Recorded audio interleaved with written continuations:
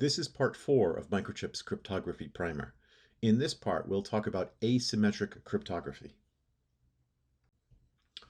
Public key cryptography, also known as asymmetric or public-private key cryptography. Also, you may have heard the term PKI, which stands for public key infrastructure. That is also a term often used. Consider that PKI uses two mathematically related keys rather than the same key on both sides.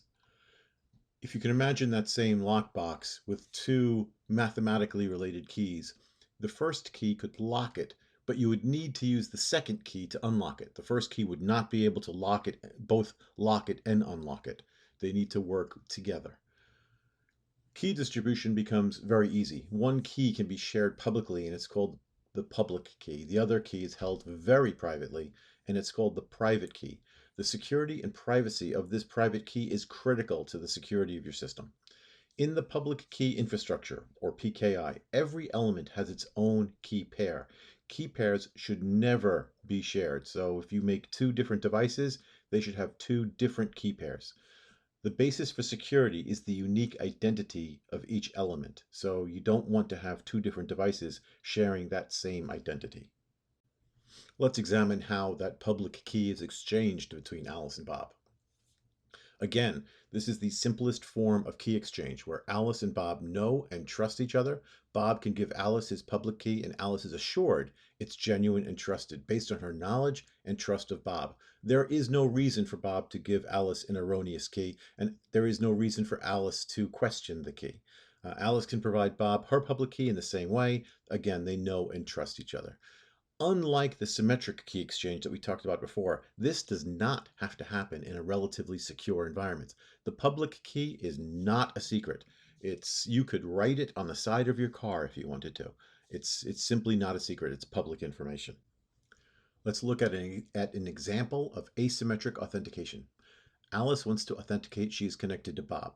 Alice and Bob know and trust each other and have their own public-private key pairs. Alice starts off with a random challenge which she sends to Bob.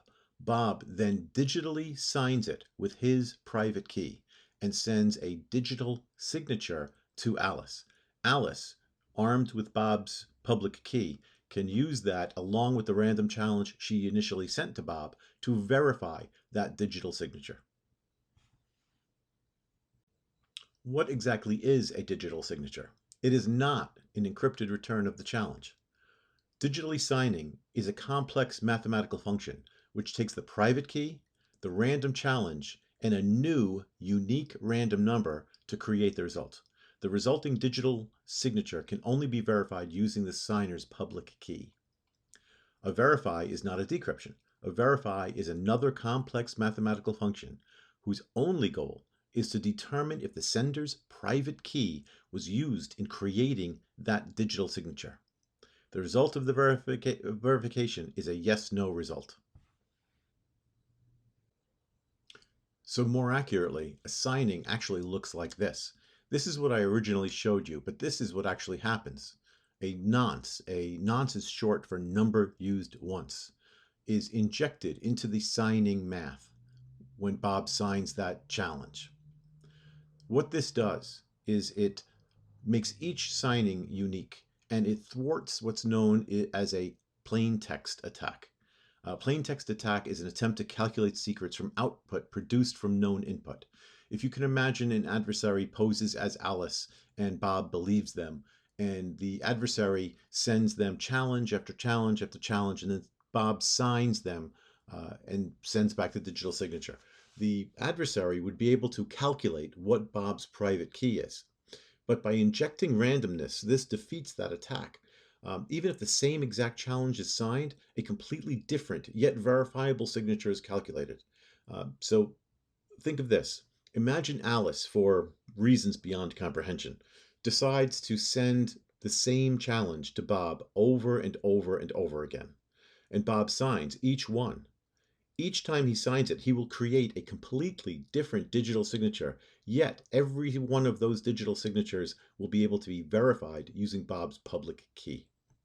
And by the way, whenever we do this sort of authentication, that random challenge always needs to be different. You should never use the same random number. Asymmetric message authentication. The previous slide talked about identity authentication. Now we'll talk about how we authenticate a message. Alice generates a message. She then hashes that message and then signs the digest with her private key. This creates a digital signature. She sends both the message and the digital signature to Bob. Bob takes the message, saves it on the side. He doesn't know if it's genuine yet. He doesn't want to use it. He takes the message, hashes it, uses the resulting digest along with knowledge of Alice's public key to verify the digital signature. And now he knows the message came from Alice, nobody else but Alice, and also the content was not modified in any way. Thanks for watching Microchip Channels, and I hope you learned more about embedded security.